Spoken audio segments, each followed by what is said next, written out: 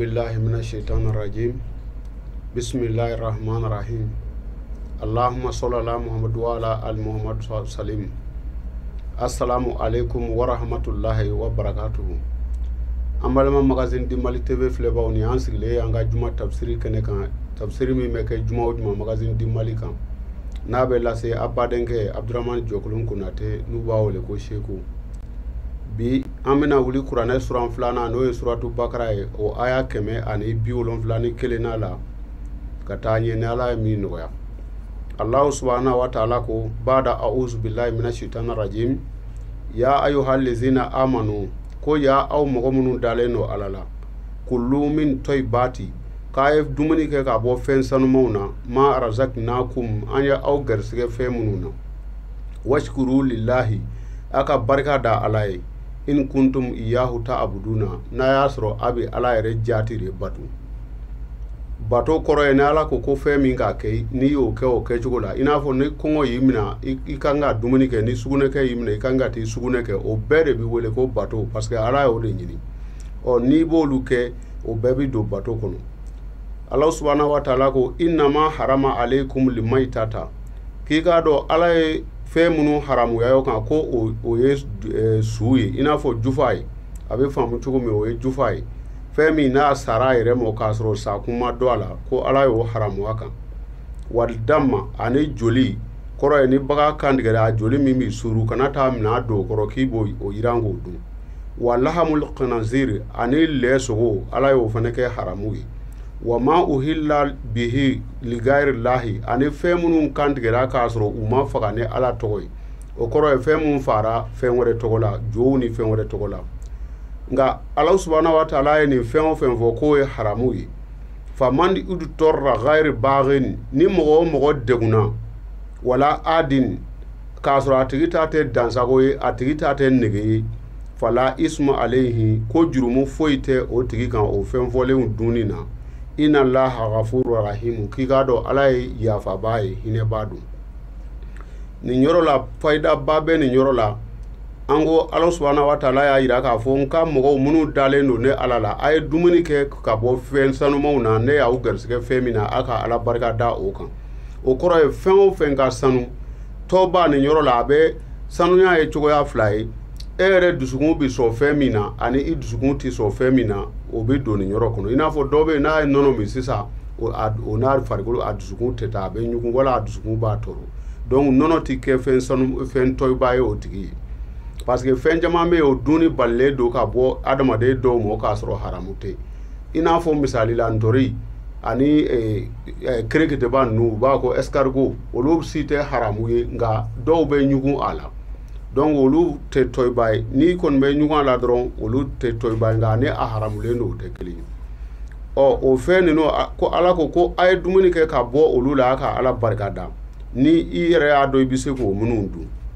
nga ala nana na ka fo ko ikado ala taala ka ye femunu haramu akan o ye jufa joli ani lesogo ani femunu kandigara fenwere togola o koro e bolu ye ko nga halo fen haramu leun ni mami deguna kasro itate ka fe nege minati ka lesogo ye ka fo ko ni tlole o itato ye itafte fene yadaye fala ismu alayhi ko jurumu site e kan o fen haramu le ni nun dunina inna allaha ghafurur rahim ala ya fa baye ine kerengere ni tigidu abo chogola ambalma chama me ni nyoro be pan o kuna doni parce que anya ya ambalma do be ni mo na nu nyinga bana bato gelen do be nu nyinga ko ni bana sugu yere be ne la kesge ka abe be ne ka le tulu wala le feno wala dlo feno ke o fry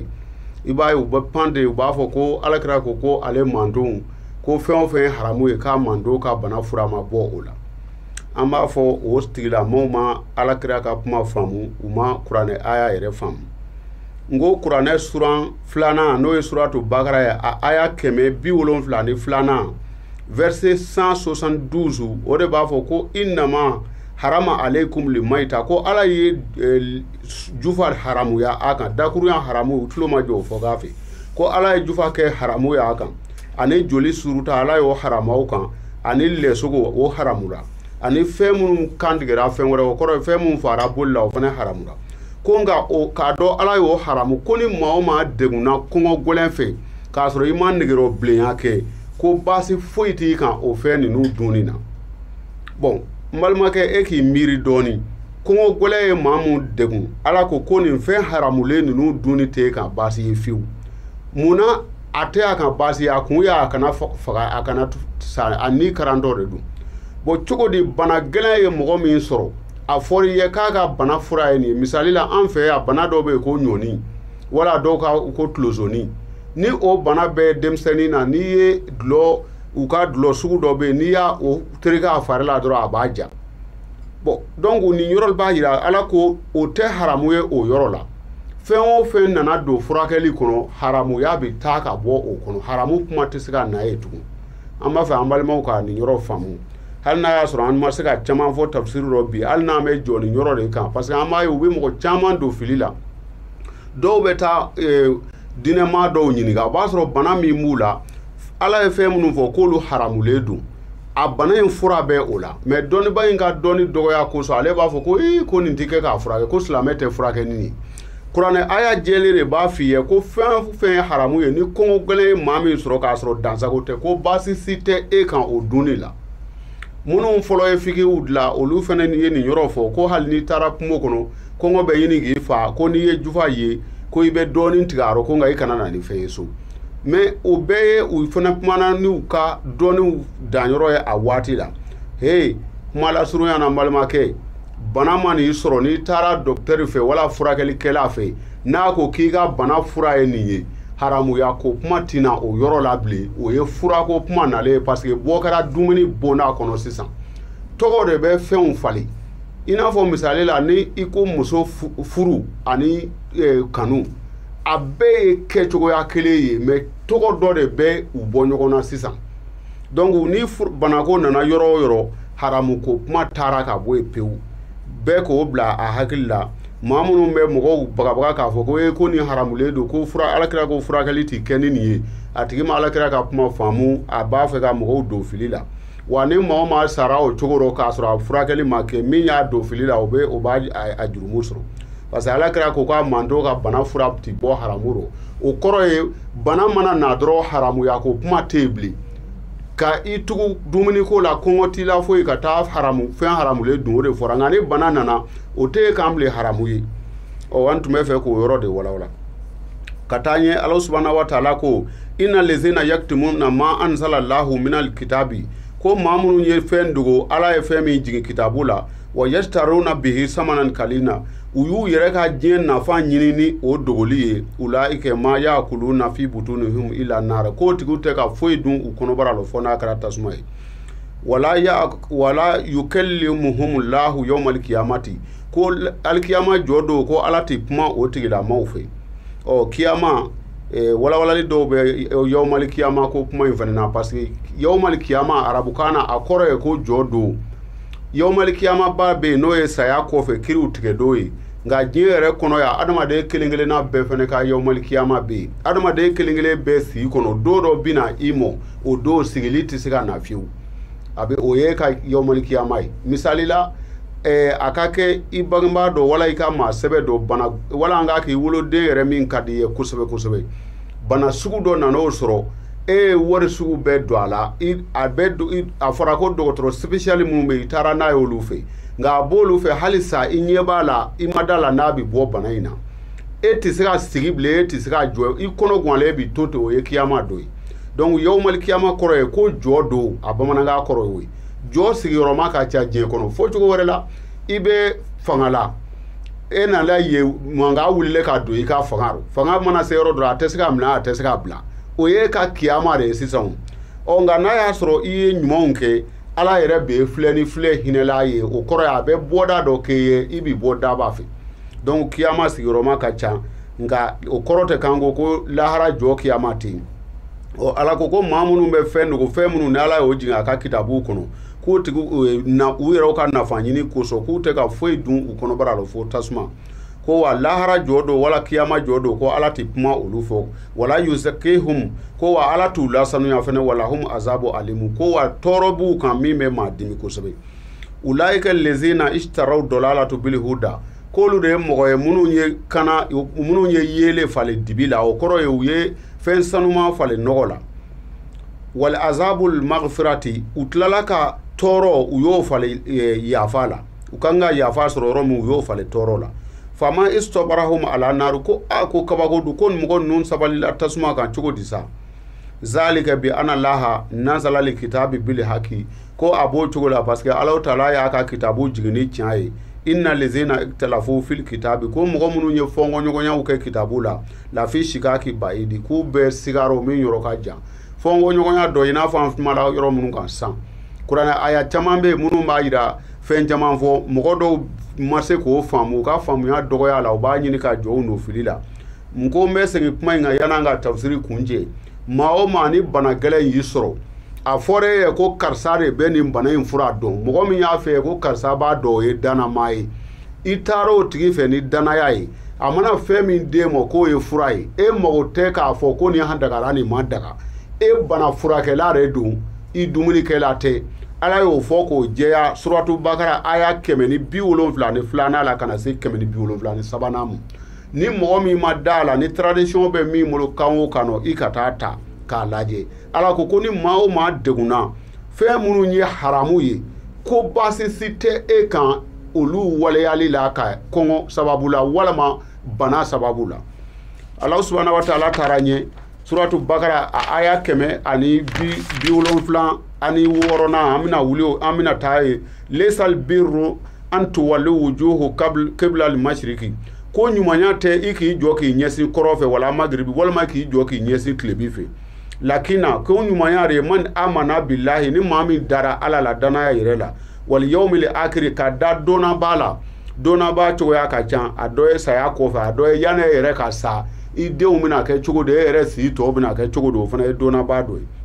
wal malaikatu idara meleke ufenena wal kitabi idara kitabu jiginu ufenena wal nabiyina ani ala ko kay mamunun ken nabi manye idara olu ufenena wa atal mala ala hubbihi ibe na folo mi di mo ni be min di ko di I kanu yere kan o koro yi kana fendi femi no negete yere labli ande la ka temeninga ni be nyumanya ke mo ya ke fenye tobe mina o koro ni ba fe ka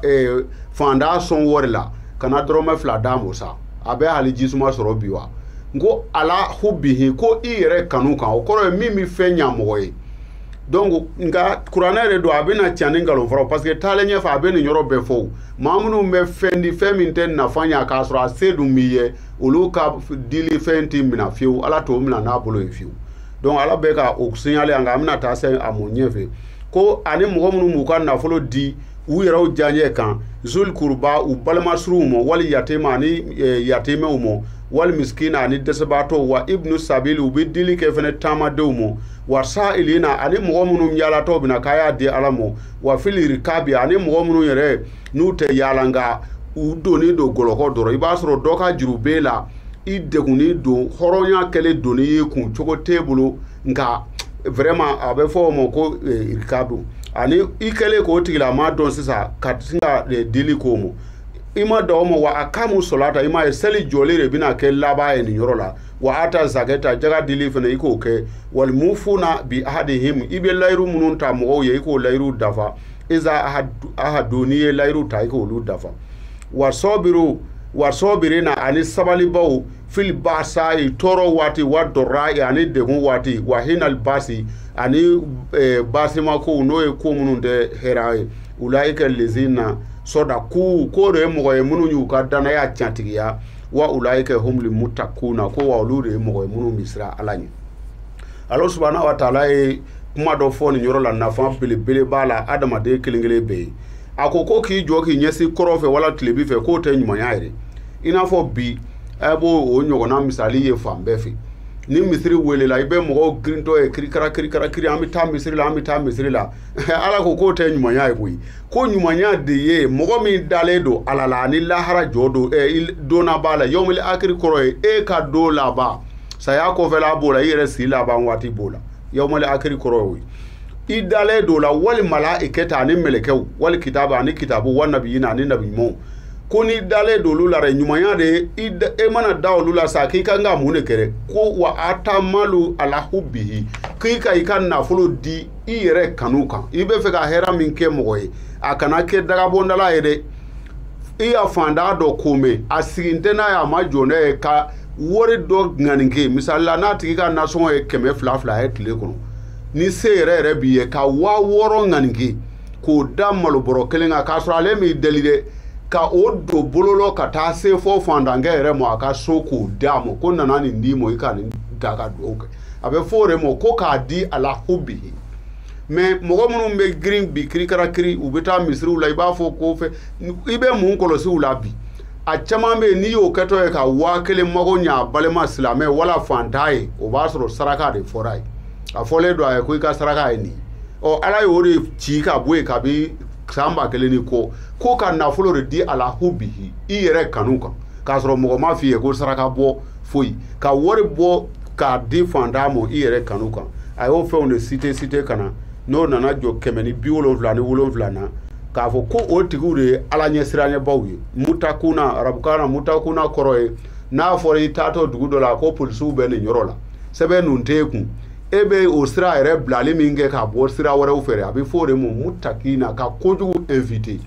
an bɛna bi kuranɛ tafsiri jɔ yan kuranɛ suran 2 aya 177 ni ala sɔnna juma nata an bɛna wuli 177 na n'o wuli yɔrɔ ya ayyuhallazina amanu kutiba alaykum siyam ni ala sɔnna juma nata an bɛna wuli o yɔrɔ la assalamu alaikum wa rahmatullahi wa barakatuh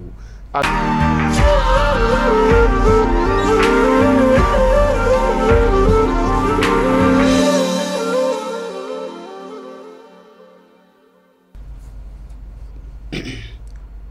balima magazine di Mali TV filɛbaw ayiwa ni y'an sigitɔ y'an ka sogow kɛnɛ kan an bɛ min kɛ juma o juma ni kuranɛ tafsiri banna bi an balimamuso Maimuna Tɛnɛ Danbɛlɛ b'an kɛrɛfɛ ka ɲininkaliw kɛ an bɛna don sogow kɔnɔ Maimuna salamu alaikum wa alaikum salam aw bisimila magazine di Mali filɛbagaw ni y'an dontɔ y'an ka sogo kɔrɔfɔ kɛnɛ kan an bɛ sogo kɔrɔfɔ min kɛ vendredi o vendredi tafsir bannen kɔfɛ comme a y'a fɔ a ye cogo min na mɔgɔ dɔw ka lɛtiri b'an bolo an bɛna se karamɔgɔ ma a bɛna jaabi d'a ma o la salamu alaikum karamɔgɔ wa alaikum salam wa rahmatullahi wa barakatuh yan'an ka taa ni sogow ye an bɛna halisa an ka abonné ɲɛnama dɔw bɛ an bɛna foli lase u ma n'o ye an b'o foli daminɛ an balimamuso n'o ye Nafi Dugure ye an tɛ sɛgɛn k'ale fo Faransi sigi la bolibana ka don nka ale sigiyɔrɔ bɛnna Faransi ma n'a cɛ tɔgɔ ye Cheikh Diallo a fa tɔgɔ ye Alassane Dugure an ka foli b'u ye cɛkɔrɔba ɲuman don abonné dɔ fana bɛ yen min ye an ka mɔgɔ ɲɛnamaba ye a tɔgɔ ye Baba Bari ale sigiyɔrɔ bɛnnen don Dawudabugu ma nka ale ka baara ye boulangerie baara ye an tun bɛna o foli dakurunya 2 se Maimuna ni lɛtiri minnu b'i bolo i bɛ se ka tɛmɛ n'olu ye an ka maa fɔlɔ muso don ale sogora k'a ye k'ale kɔnɔma don ni mɔgɔ min sogora k'a ye ko a kɔnɔma don n'a y'a sɔrɔ muso yɛrɛ de sogora ko ale kɔnɔma don o ka di n'a muso misɛnnin don o b'a jira k'a fɔ a bɛna furu sɔrɔ kɛrɛnkɛrɛnnenya na dɔrɔn k'a sogo k'a y'i kɔnɔma don o bɛ jigiya ɲuman ko fɔ a bɛ espoir ko fɔ ni muso misɛnnin sogora k'a kɔnɔma don a b'a jira a bɛna furu sɔrɔ nka ni muso misɛnnin sina n'a y'a sɔrɔ a kɛlen don ka kalan kɛ i n'a fɔ bibi in na min dɔɔni m'an fɛ yan n'a ye baki kɛ wala masɛriw b'a bolo a ma baara sɔrɔ ale nana sogo k'a ye ko a kɔnɔma don o b'a jira baara dɔ kibaru bɛna fɔ a ye nka ale lɛn ta ni ka sogo k'a ye k'i kɔnɔma don o bɛ jigiya ɲuman ko fɔ ni sogo in kɛbaa ye cɛ nana sogo sa ko ale furumuso kɔnɔma don ni o cɛ sina n'a y'a sɔrɔ a ka baara ye mansɔnya ye wala sudeli wala a b'a jira k'a fɔ dɔ bɛna marché dɔ kibaruya fɔ a ye nka marché a tunin tɛ fɔlɔ a bɛna fɔ a ye ko ko kalo 2 nata kɔfɛ k'an ka ka so dɔ jɔ minɛ a bɛ ko nata jigiya ɲuman fɔ mɔgɔ min sogora ko a kɔnɔma don walima ale muso kɔnɔma don o bɛ o ɲɔgɔn fɔ Maimuna misalila dɔw b'a fɔ ko u tɛ se ka den sɔrɔ ni o tigilamɔgɔ sogora k'a ye k'a kɔnɔma don mɔgɔ min b'a fɔ k'a tɛ se ka den sɔrɔ n'o nana sogo k'a ye k'a kɔnɔma don n'a y'a sɔrɔ a tigi ka koli ma tigɛ o kɔrɔ y'a si ma tɛmɛ den sɔrɔ ma très généralement a bɛna sababu fura dɔ sɔrɔ min bɛna to a bɛ den sɔrɔ siga t'o la fiyewu nka ni a ka koli tigɛlen don o kɔrɔ ye a tɛ den sɔrɔ dakunna bilen ale nana sogo k'a ye ko a kɔnɔma don o b'a yira k'a fɔ ko o sogo in kɔrɔ bɛ taa a cɛ la cɛ in bɛna sababu dɔ sɔrɔ wala jigiya dɔ sɔrɔ min bɛna kɛ hɛrɛ ye u ma. an ka maa filanan cɛlamɔgɔ don ale sogora k'a ye ko dɔ nana bamasogo di ale ma. bon ni mɔgɔ nana sogo k'a ye ko mɔgɔ nana bamasogo d'i ma o b'a yira k'a fɔ o tigilamaa bɛna hɛrɛ dɔ sɔrɔ a jugulamɔgɔ dɔ sababu la i n'a fɔ mɔgɔ dɔ bɛ yen a tɛ ale ka hɛrɛ fɛ fiyewu mɛ o tigi yɛrɛ kɛtɔ ka juguya kɛ dɛ o bɛ kɛ sababu ye ka hɛrɛ se a ma bamasogo bɛ hɛrɛ sɔrɔli fɔ ka bɔ jugulamɔgɔ yɔrɔ nka mɔgɔ min y'o sogo fasɔ kɛ sisan mɔgɔw n'a fɔ k'an ka misaliyaw ka ca n'a y'a sɔrɔ misalila a tigilamɔgɔ ale ye kalanden ye bon a ye diplôme b'a bolo walima a yɛrɛ ma diplôme sɔrɔ fɔlɔ kɔrɔ a ye defu kɛ nka a ma bac sɔrɔ fɔlɔ bon ale nana sogo k'a ye ko dɔ nana bamasogo d'a ma o b'a yira k'a fɔ examen dɔ bɛna ko fɔ examen in a mɔgɔ dɔw bɛna fɔ a ye ko ɲinanta in ka gɛlɛn dɛ ko hale kini yɛrɛ sɛgɛn o b'a yira a bɛna o sɔrɔ a lɛn dani a bɛ hɛrɛ sɔrɔ fɔ ka bɔ jugulamɔgɔ wala baara min kɔni don yɔrɔ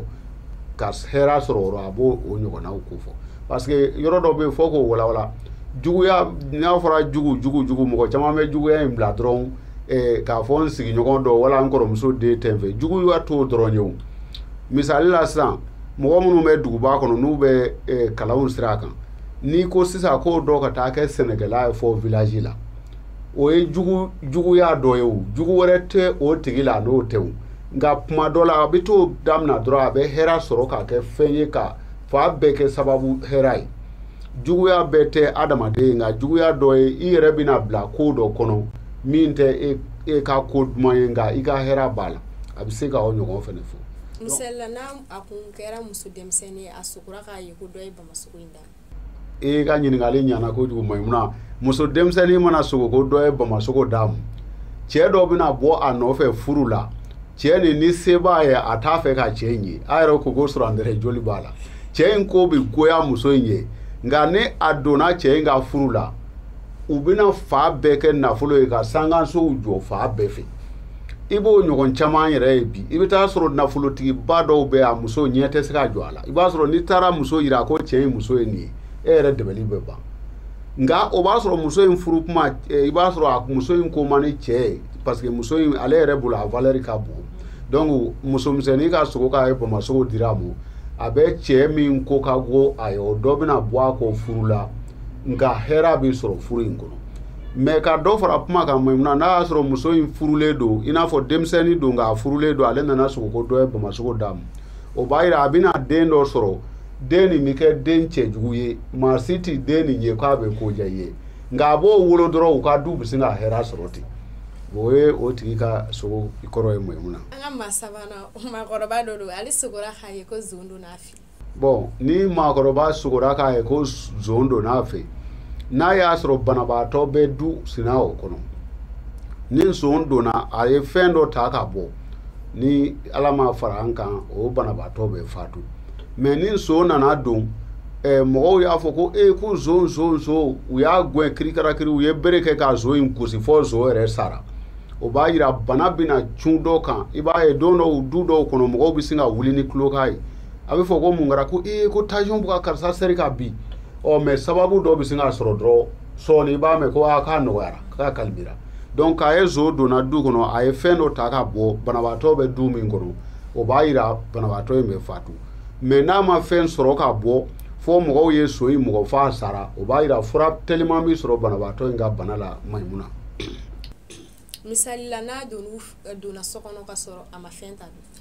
n'a donna so kɔnɔ k'a sɔrɔ a ma fɛn ta a bɛ bana dɔ doni fɔ so kɔnɔ nka bana in tɛ se ka maa si lada i b'a ye a bɛ fɛn dɔrɔn ko ko nin waati ye mura yɛrɛ i y'a dɔn kuma dɔw la ko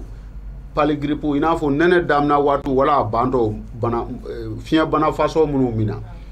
a bɛ o bana ɲɔgɔnna doni fɔ du kɔnɔ nka a tɛ taa ɲɛ a bɛ maa fɔlɔ min minɛ a bɛ tɛmɛ ten cogoya ni dɔ la ale zon kɔni bɛ cogoya damadɔ fɔ banabaatɔ bɛ du min kɔnɔ a bɛ kuma banabaatɔ kan nka ni banabaatɔ yɛrɛ tɛ du min kɔnɔ fiyewu ka bali k'a ye zo nana ten a ma foyi ta fo mɔgɔw ko zo nana ni u tigiw ka mɔgɔ bɛ taama yɔrɔ o tigi bɛna cun k'a bala mɔgɔw la i n'a fɔ taamaden bɛna segin k'a sɔrɔ maa si ma sigi ni a seginni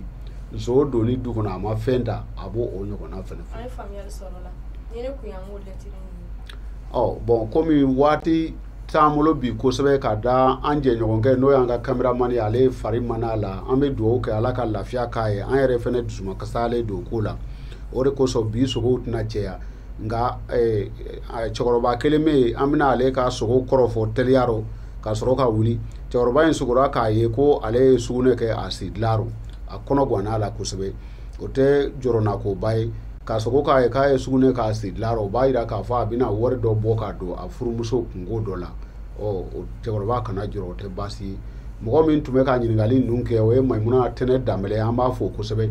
an ko an ka kameraman n'o ye Mayiga ye a man kɛnɛ bi mɔgɔw ka dugawu k'a ye min b'a nɔ la bi ka jaw ta o ye Fatumata Kɔnɛ u b'a fɔ ko Kades a fana bɛ se baara la kosɛbɛ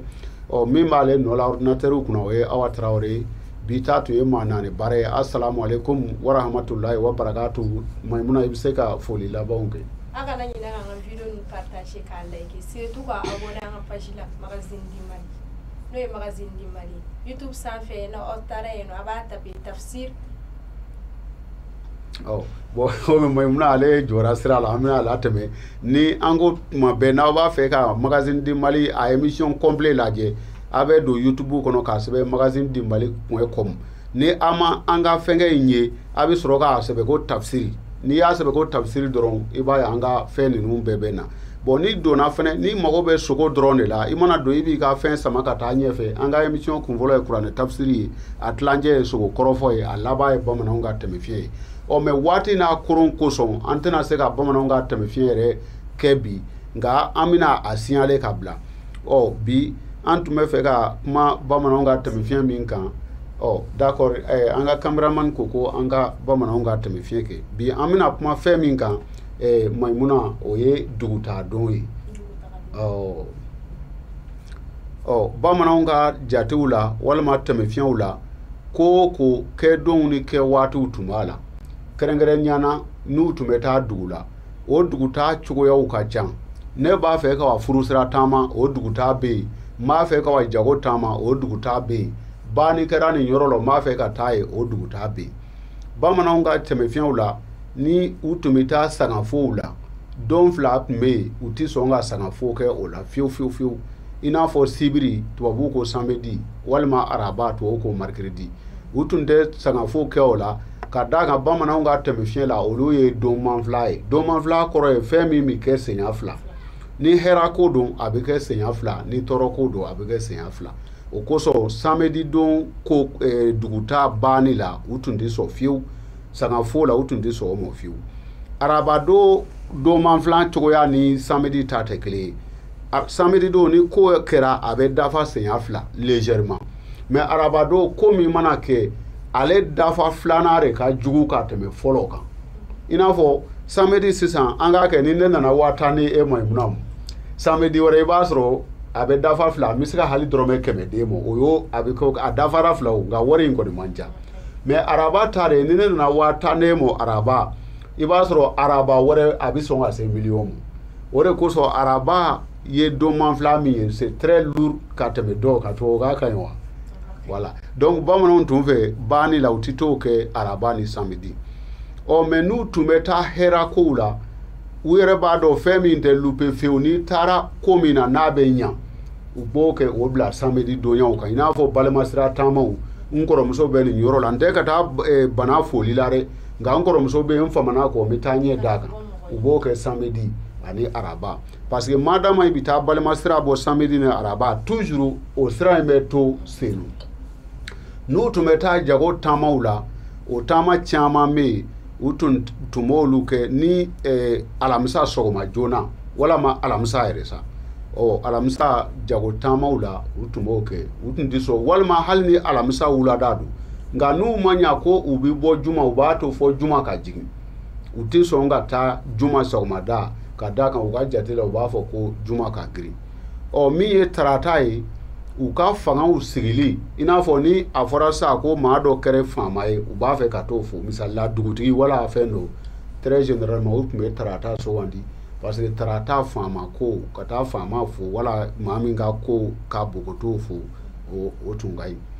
u y'a yira k'a fɔ waati korona an bɛna bi bamanan tɛmɛfiɲɛ jɔya Maimuna k'a sɔrɔ a tɔ caman bɛ ɲɛfɛ ni Ala sɔnna don wɛrɛ an bɛna olu fɔ komi laada don an tɛ fɛ ka wuli n'an tuma an da n'o bila la ni kuma laban min fɛ o fana ka Maimuna i bɛ se k'olu fɔ n kɔni ye bamanan tɛmɛfiɲɛ nɔgɔyalen ye bi.